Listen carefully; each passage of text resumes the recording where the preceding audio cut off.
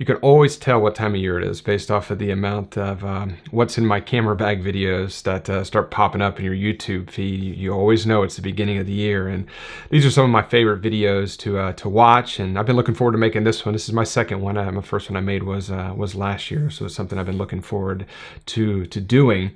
But before we jump right into it, I just wanted to say thank you to you all for the incredible response from last week's video, the on location video. I was very leery about how that was going to be received, and your support and your positive feedback, it really meant the world to me, and it inspired me and gave me a lot of fire to go out there and make more of those types of content. I've already been online trying to figure out different locations that are within 4 to 6 hour drive from my house that I can possibly make another one this coming month. So I definitely appreciate that, and I just wanted to make sure that I acknowledge that. So thank you. Now to jump right into this, the bag that I've been using is the Atlas Athlete Pack. Now I'm not going to go into all the ins and out of this bag because I've done, I did a review or a comparison video between this and the Shimoda maybe a couple months ago now, which I'll link above if you want to take a look at that. But the Atlas Athlete Pack and my Shimoda 40, I don't know why I'm pointing over there, I know you can't see it, but those are my two bags that I use the most now. Both fantastic. I think they're the best on the market in my opinion. But I've been really digging the Atlas Athlete lately, and this has kind of been my everyday carry. So to jump right in, how's the best way to do this? We'll start on the exterior. So I use the Denney filter system. I shouldn't say I use it. I have the Denney filter system, and the only real component of it that I use a lot is the polarizer. This is just the bracket for the filters, and this is the actual filters themselves.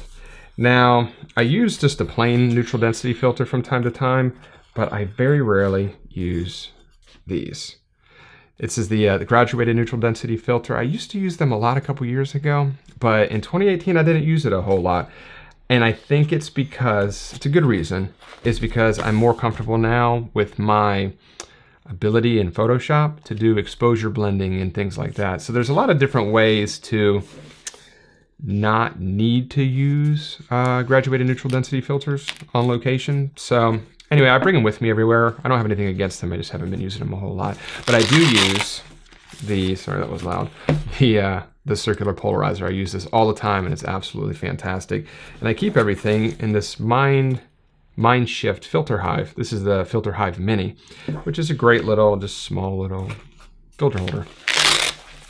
And it works great, no frills, and it does what it's intended to do. What else? Hand warmers. These are worth their weight in gold. I buy them in bulk. I think you can get 10 of these for like $4 or $5 at Walmart, and they're critical. I keep them in my bag all the time in the cooler months. And these are the gloves that I've used for the past couple of years now. These are Valorette gloves. If you're not familiar with them, definitely check them out. They make obviously cold weather, winter photography gloves. They're very popular. I'm sure you've probably heard of them before, more than likely. And not only are they warm, but they have these magnetic flip top for the thumb and index finger, just so you can make camera adjustments on the fly without having to take your entire glove off. So it's a real time saver. They're a little pricey, I think, but the quality is top notch. You're really getting what you pay for. So Valorette gloves. I'll put links to everything in the description below. So if you want to take a deeper look into those, you definitely can. They'll all be affiliate links. It doesn't cost you anything additional, but if you buy the product through my link, I'll get a little bit of a tiny little commission, but it actually adds up a lot, and it helps support me in the channel. So it's greatly appreciated too. That's it for that compartment there. Now in the small compartment, Pelican SD card case. I'm not gonna really dive into that too much. Pretty self-explanatory. Waterproof, shockproof. It's in case you're wondering, I always turn the used SD cards over. Empty SD cards are the label facing up. So probably my OCD kicking in, but you can never be too organized, in my opinion. The greatest invention Apple has ever made. Not really, but these are fantastic. AirPods. I take them everywhere I go, and I use them constantly, not just to listen to music, but for to take phone calls as well. So always bring those. If you're not familiar with these, definitely check these out. I think these are from Think Tank, and I believe they call them red whips. They're just cable ties, and it's very simple, but these are great. I use these to store all of my cables just to keep them more organized. And I believe you can get a pack of 3 of them for just a couple dollars, so it's well worth the money, and just helps to stay a little bit more organized. Now on the outside of the pack, I always shoot, not always, but I like to shoot sunrise. So early morning hours when it's generally dark, mainly because there's not as many people around, but I always want to make sure, of course, that I bring flashlights. So this is a Boulder by Anchor flashlight. This is a super bright light, and it's fantastic. I use this all the time.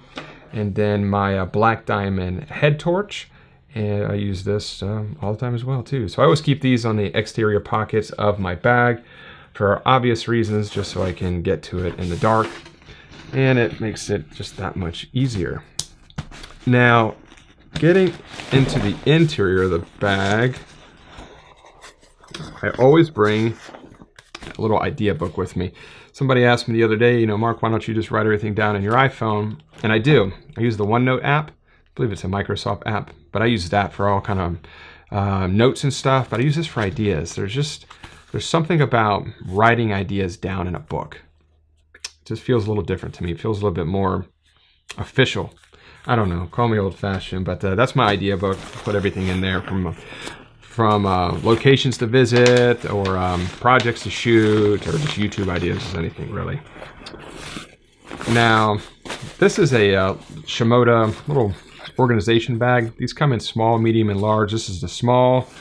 I actually have the large back there, but this is great because I keep anything related to power and storage. So in this bottom section here is power. So anything in here has to do with power. Battery charger for your phone, related to charge anything that has a USB. Batteries for my camera. I use these Think Tank little storage pockets here, which are great. I have, what else? Cords, camera battery chargers, iPhone bricks, all that kind of stuff. I won't go into all of them. I know you get the point.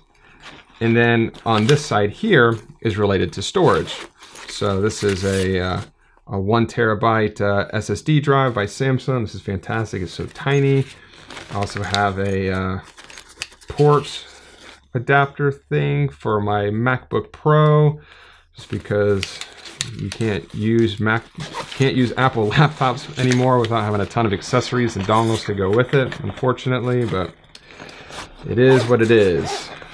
So yeah, these are great. Shimoda little bags. I'm not really sure if there's a technical term for it, but that's what I call them. Always have a jacket with me. And you can't have a good camera bag without a laptop sleeve. So I don't bring a laptop on location with me for actual shoots, but I always bring it to the location with me. And I usually just keep it in my car when I actually go out, but I always have it with me. Mainly because if you watch my last video, you'll know why. Because after a shoot, I have a hard time not being able to confirm if I got the shot or not. So nailing the focus, exposure, all that kind of stuff. So I usually immediately jump on my computer, load a couple images just to make sure I got the images I came there, or I went there for. So rocket blower, gotta have that. Nothing fancy there. Now, as far as the actual camera gear goes, this is probably where the biggest change is. And it's not so much what I added, but it's really what I removed. Last year, and especially in 2017, I had a ton of different lenses. I had an 85mm Batis that I sold. I had a 25mm Batis that I sold, all prime lenses, and really kind of condensed my lens lineup. And what I use now, I'm filming right now on my 16-35 G Master, which is absolutely fantastic, and it's attached to my main camera body, which is a Sony A7R Mark II. That combination is very popular among outdoor and landscape photographers, and I know that you're probably familiar with it as well. But it's usually that's the combination I do most of my shooting with. Those two are connected almost all the time. But that's my wide angle lens. This is my telephoto. This is the Sony 70-200 f4.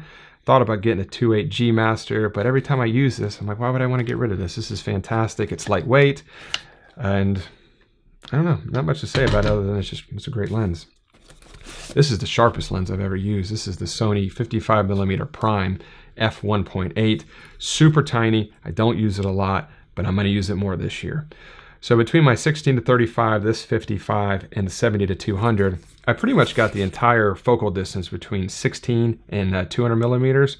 There's a couple gaps in there between 35 and 55 and 55 and 70, but I can just fill in that zoom range with just moving my feet a couple feet. So I feel pretty confident in that.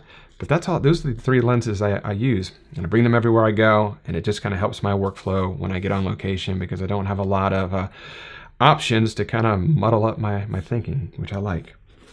I used the Rode Video Micro. This is what I used to film last week's video, and I attached it to my Sony a6500. This is just the kit lens on here, which I think is fantastic.